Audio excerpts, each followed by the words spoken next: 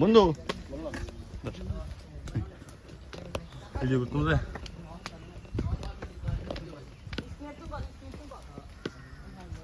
মামুন, তুমি কোথায় যাচ্ছ? আমরা ঝর্ণায় যাচ্ছি। ঝর্ণার পথে না?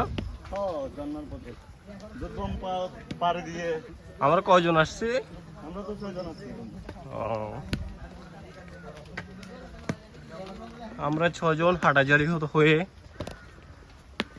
বদদিঘির পার হয়ে বাটিজারি প্রথমে আসলাম, দেন গাড়ি করে খৈয়াছড়া ঝর্ণা, ঢাকা চট্টগ্রাম মহাসড়ক নেমে খৈয়াছড়া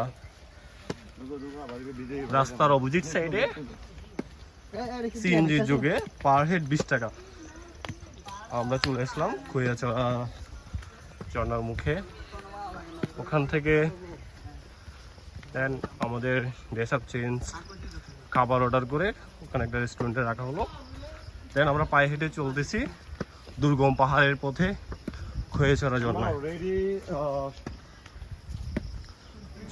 আমাদের সাথেই থাকুন, দেখতে থাকুন। আমরা এসেছি আমাদের মামুন ভাইয়ের সৌজন্যে, দেখতে থাকুন। এই যে মামুন, সে হাসি দিচ্ছে। হ্যাঁ, আমাদের নীরব ভাই এতক্ষণ যে কথা বলছিল ভিডিওর মধ্যে ভয়েস দিয়েছে আর কি, বন্ধু নীরব। তো এখানে পুরোটাই হচ্ছে পাহাড়ি এলাকার মধ্যে, অবশ্যই যেহেতু ঝর্ণাতে পাহাড়ি এলাকায় হয়।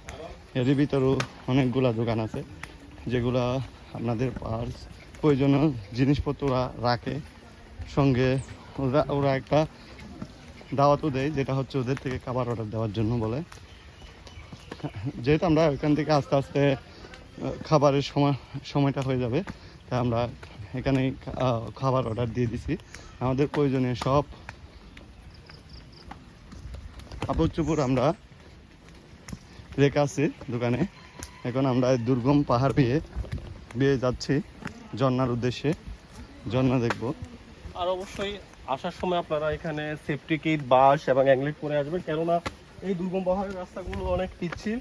তো আপনাদের আগে সেফটি ফার্স্ট, অবশ্যই এই উপকরণগুলো নিয়ে আসবেন।